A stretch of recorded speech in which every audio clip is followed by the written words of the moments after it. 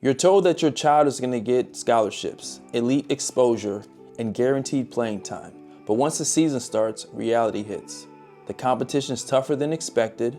Those big-time tournaments are just local showcases. And those full-ride offers, they never come. So what do? Hey, what's up? It's Coach Lex. And before you commit to an AAU team this season, here are 5 red flags that club directors use to lure parents and players in, only to leave them disappointed.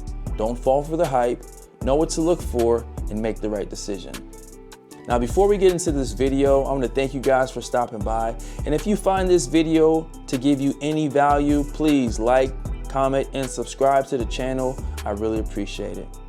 Number 1, we guaranteed college exposure and scholarships. Now, this is the most obvious red flag out there, because if a club team is guaranteeing that, they're either at the most elite level or they're blowing smoke up your butt. So that is a big red flag. So here's why they promise this.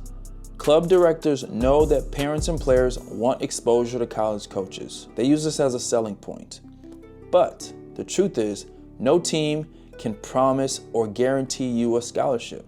Scholarships are dependent on skill, grades, networking, and a player's fit for a program.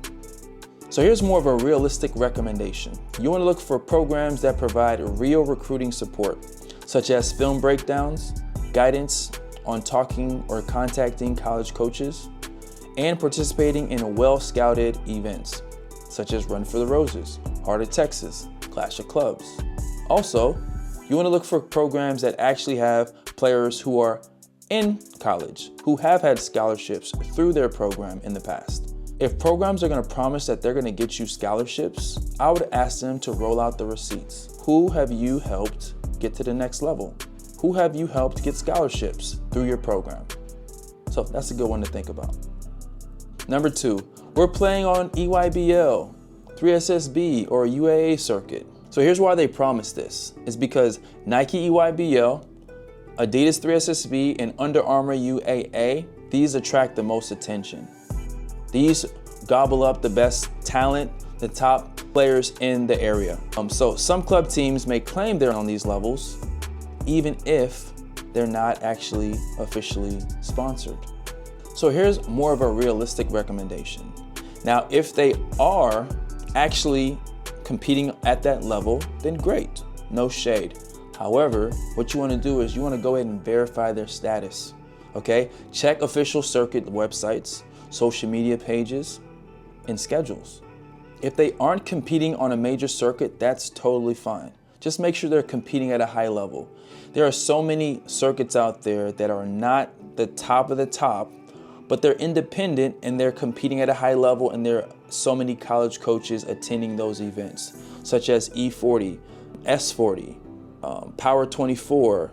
There's so many different ones out there. Just make sure, if they're gonna promise that you're gonna be competing on these big circuits, just make sure that they're verified, okay? Just make sure that they're actually competing at that level. Do your due diligence and make the right decision. Number 3, you're gonna get tons of playing time. So here's why they're telling you this, and it's obvious because they're trying to get you to commit to the team. Some teams claim that everyone gets significant playing time, but the reality is, most teams prioritize winning, and your playing time is earned, not given. Something to look at is making sure that the team that you're gonna be committed to doesn't have 15 players on the team. A good number to keep for a competitive team, I would say, is about 7, 8, or 9 players, the most. Just do the math. 5 players on a court, maybe 2 or 3 on the bench, get a couple rotations in and out. Yeah, you get some playing time. But if there's 5 players on a court and 8 or 9 players on the bench, how does that even work? A more realistic expectation is to ask about rotations and roles up front. A well-run AAU team is going to be upfront about playing expectations and have a clear development plan. If your child is more focused on development rather than exposure, then a skill-based program should be a better fit. From my playing and coaching background, I've always encouraged the idea of earning your spot. Earn it in practice, earn it by putting in extra work, and then performing on the court. If you're outperforming your fellow teammate, then you should get more playing time. That is what you should be looking at when you're considering a team. Look at your fellow teammates and make sure that your coach is actually going to give you a fighting chance to earn your spot so that you can get more time in games. Number 4, we're fully sponsored and you don't have to pay. Some club directors claim that their team is fully sponsored to make it seem like a big-time program, only for their parents to be hit with surprise costs later, such as travel, uniforms, etc. A more realistic recommendation is to ask for written financial details. Be prepared for some costs, even on legitimate sponsored teams. I would say most teams require dues, whether it's $50 a month, $100 a month, whatever the number is. A lot of teams aren't sponsored like a Nike EYBL or Adidas 3SSB. So if they're toting out that they're fully sponsored, make sure that they provide it in writing, detailing what's actually covered. Okay, traveling expenses, hotels, a lot of things. Okay, so if you're truly sponsored, all these things will be covered. Number 5, and the final red flag to look out for is we play at the biggest tournaments. Parents hear about events like Peach Jam and automatically assume that they would want their child's team to be there. It's the perception of it all. Parents assume that you're going to get the most exposure and you're going to get to play against the best competition. And in some cases, that's true. However, some clubs will name drop big tournaments even if they only play in secondary divisions or in lesser known events nearby. Here's a more realistic recommendation. Check the schedule and ask about the division level. Make sure that the team is actually competing at a level that offers real exposure, not in the back gym on court 90 at the well-known event. To give you a little insight, these tournaments are packed with a lot of talent. Okay, some tournaments have about 100 courts going at the same time. And there's a lot of coaches, there's a lot of colleges out there.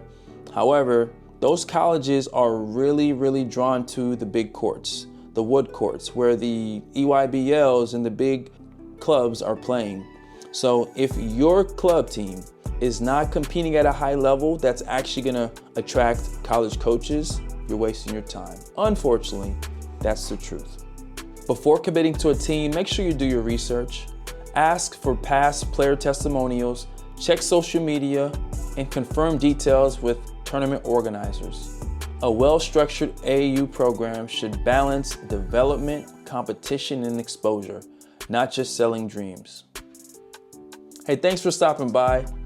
If this video provided any value to you, please like and comment down below. Also, this is a brand new channel, so please subscribe to the channel. I really appreciate this. Spread the message as we help players and parents win in competitive sports. My name is Coach Lex, and I'll see you in the next video. Peace.